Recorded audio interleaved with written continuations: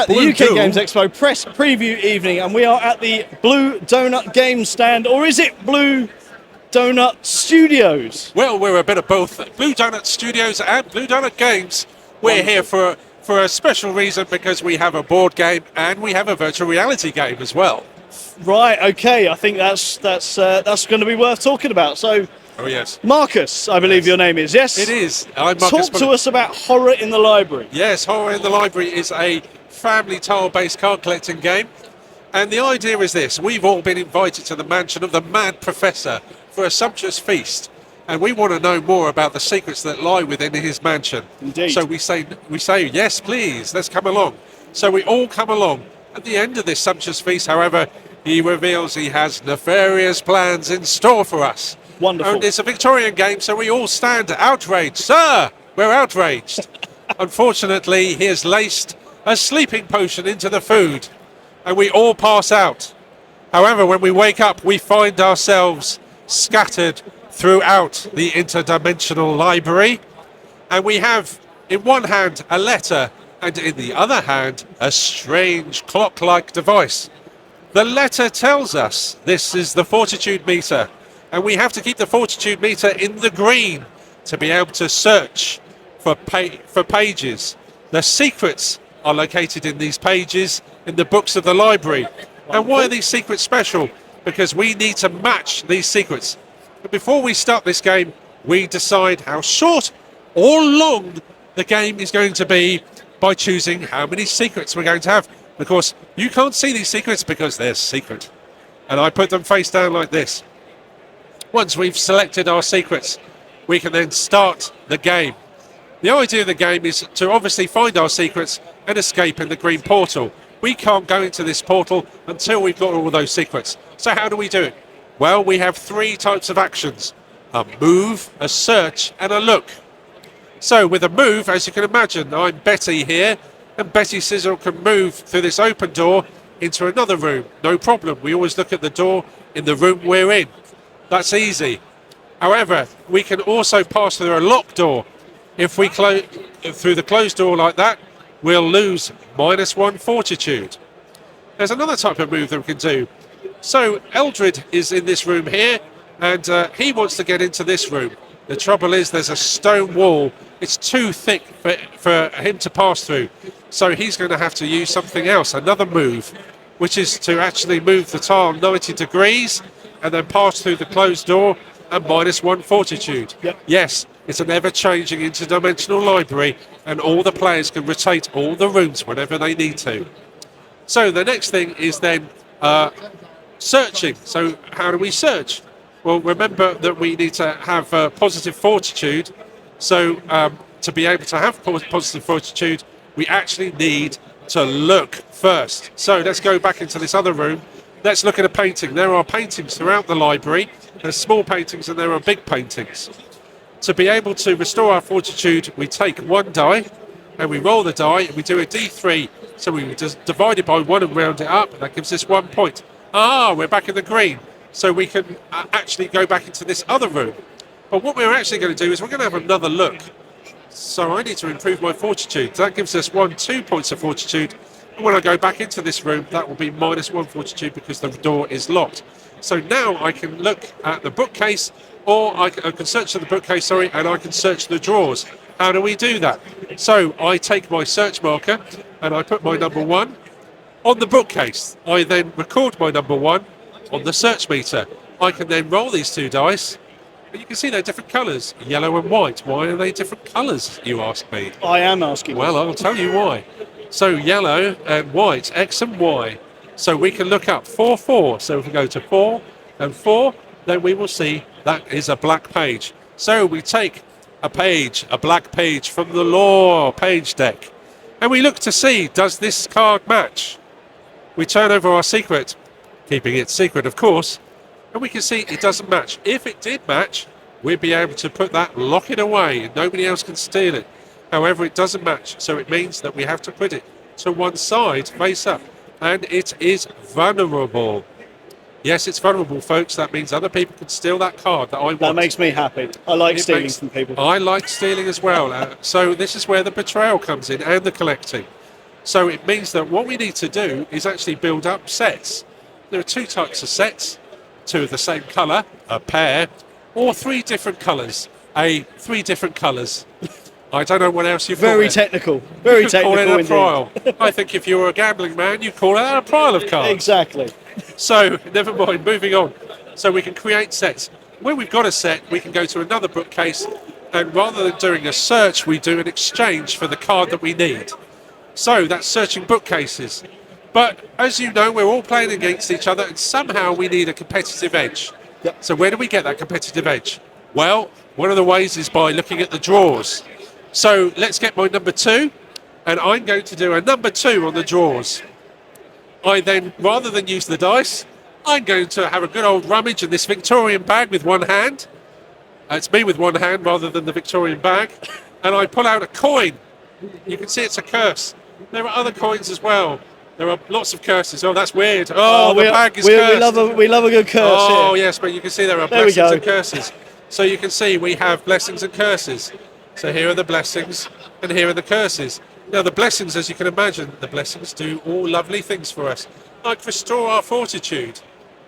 There's another interesting card here, a dice nudge. So this dice nudge, that can do something nice for us, where we can nudge the dice in our favour.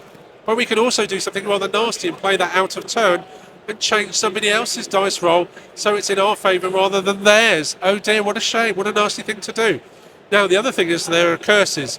And as you can imagine, there are curses that do horrible things like lock us in the room, trap us with a devil's finger trap, and scare us with monsters and black mirrors and strange horse-sized spiders.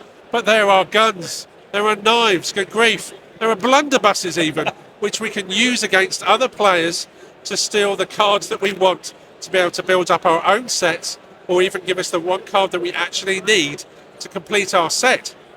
Wonderful, you say, wonderful. However, every time we're searching, we're leaving these search markers in a room. What's the problem with that, you ask me? Well, I'll tell you. When there is a sufficient number of search markers in the room, there's too much psychic energy in the room. What happens then, you ask? Well, I'll tell you. A monster will appear. A monster from beyond the Everyone veil. likes a monster. Everybody loves a monster, don't they just? Well, some people don't, and they'll run away. Others will hold their ground, and they will want to use the dice, which I've lost. Where have the dice gone? This is not a magic trick. There's we the go. dice. There's the dice. Did you follow the dice? Oh, look, here they go. I'm going to roll the dice. I have to get 6 or more. I then gain the fortitude on this monster, and I can place this monster anywhere I like against other players to inflict misery upon them and to slow their progress and hamper them. So, of course, other players can also do the same, and they might put monsters in the portal.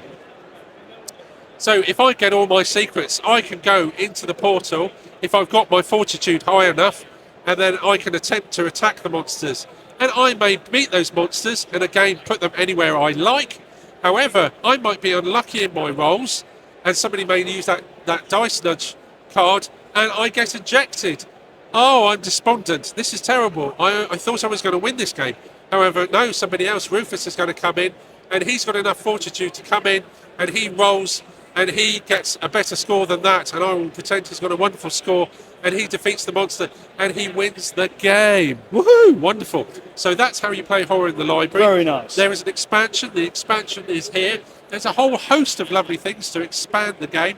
There's more room tiles, and you can actually lay it out as a dungeon or with floors. You have secret rooms, which is the kitchen and the laboratory.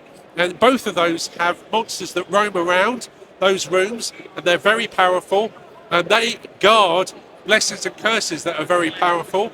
Yep. So higher risk, higher reward. You have Cabinet of Fear, where if you confront your fears, you have special abilities. You have extra players, Max and Sarah, not Sam. Sam's another character from another game. That's another story for another day.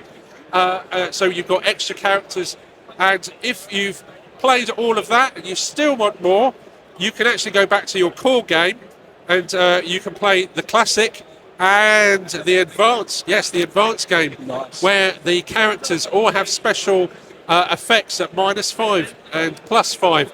As you can see here with Betty, If she is -5, she becomes hysterical and she has to sacrifice one of her actions to another player to take on her behalf. However, if she becomes encore, she receives an encore, she can rotate a room every action once, twice in an action.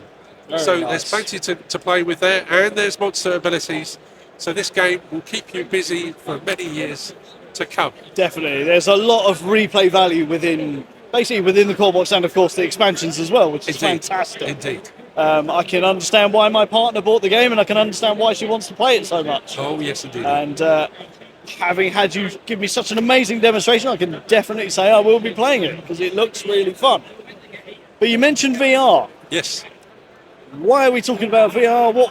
What's the deal with the VR? Yes. Okay. So as I mentioned earlier on, we have Blue Donut Games and we have Blue Donut Studios. Blue Donut Studios is our software company that actually develops virtual reality for business. Okay, very nice. It's now we're collaborating together, so sisters working together to create a virtual reality escape room game for the Meta Quest, and we have another demo out that you can play for free. If you go to our website, you can join the program, and it will install it in your Meta Quest headset. Very nice. It supports the Meta Quest 2, the Meta Quest 3S, and the 3 and the Pro. And you will find as well there'll be another demo. We also have an exciting announcement to make about it. Wonderful. Which I can now tell you. Are you a fan of Oblivion or Skyrim? I would say Skyrim for definite, yeah. Absolutely wonderful. If you know the character Shigora, of course. Wes Johnson, a wonderful voiceover artist, he's our man professor. Wow, that's fantastic. So we're now starting to tell you people at the show. Excellent. We have permission from his wonderful union, who we're working with, and with Wes as well, who's been an absolute star supporting us in developing the whole venture. So, that's fantastic. So come along to Hall 3, stand 561. Hall 3, 561. Excellent. To play a game and to have a go at the VR demo as well. Definitely. We're here for the whole show. Yeah. You got ahead of me there as well. I was going to ask you what stand it was, but you're such a professional, you got there before I did, so well done on that one. So yeah, one more time, do you want to tell them where to find you at the UK Games Expo? The UK Games Expo at Hall 3, stand 561. Fantastic. Thank you very much for showing us the game and letting us know everything that you've got going on here. Thank you. Thank you. And we'll see you during the show. I hope it goes well for you, and I hope it's nice and busy. Thank you very much. Fantastic. Love it. Thank you. See you later. Bye.